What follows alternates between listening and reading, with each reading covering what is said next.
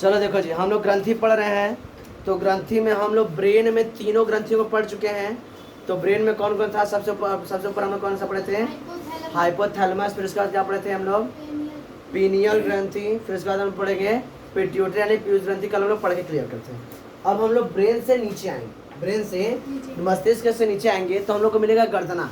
तो गर्दने में जो हमारा गला होता है, गले में हम लोग दो ग्रंथियों के बारे में पढ़ेंगे। एक का नाम है थायराइड ग्रंथि और एक का नाम है पैराथायराइड ग्रंथि।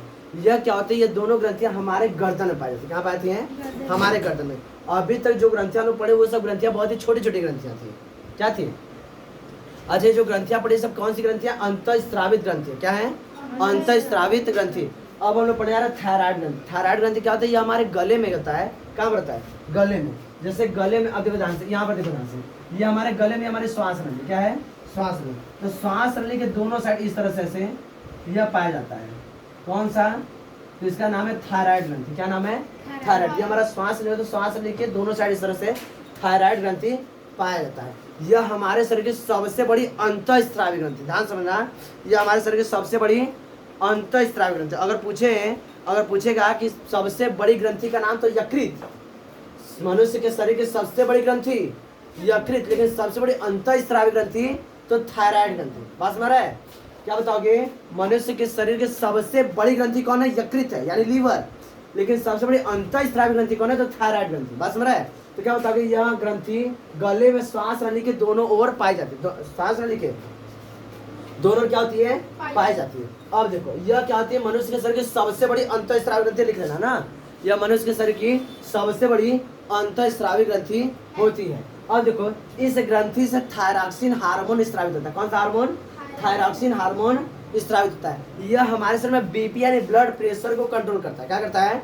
ब्लड प्रेशर को कंट्रोल करता है। ब्लड प्रेशर कंट्रोल कौन करता है? तो थायराइड ग्रंथि। इसकी कमी से घेंघा नामक रोग हो जाता है। देखो, बहुत लोग का गला बहुत ज्यादा फूल जाता है। क्या होता है? फूल जाता है। घेंघा नामक रोग क्या होता है? इसके वजह से होता है। यह क्या होता है? आयोडीन, देखो हम लोग कहते हैं आयोडीन नमक, आयोडीन की कमी, आयोडीन आता है तो इस हार्मोन को एक तरह से स्त्रावित होने के लिए जगह बनाता है। क्या बनता है? जगह। तो इसका स्त्रावण होता है तो हम लोग घेंघा नामक रोग नहीं हो पाता है। तो क्या बताओगे? थायराइड ग्रंथि क्या होता है? यह हमारे क्या होता है? गले में पाए जाने वाली, गले में श्वास नली के दोनों ओर पाई जाती है। यह मनुष्य के शरीर में पाई जाती है सबसे बड़ी अंतःस्रावी ग्रंथि है।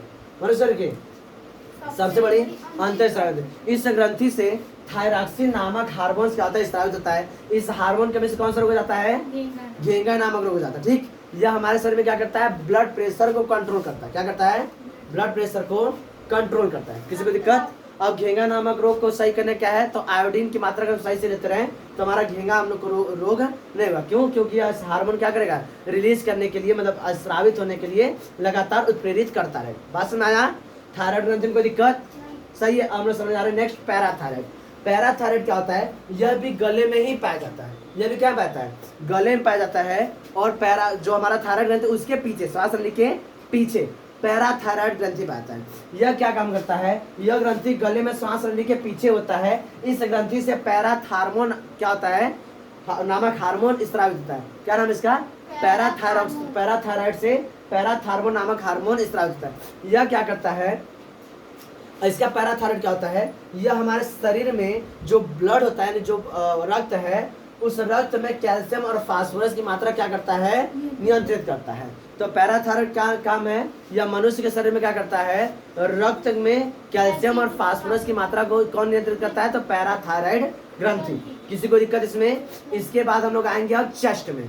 तो चेस्ट में जो है थाइमस ग्रंथि है। तो थाइमस ग्रंथि पढ़ेंगे, उसके बाद हम जाएंगे एड्रेनल, फिर उसके बाद हम जाएंगे नीचे क्या शुक्राणु, फ्रंडाणु। यह हम लोग पढ़ के हम लोग का ग्रंथि समाप्त हो जाएगा। इसमें किसी को दिक्कत?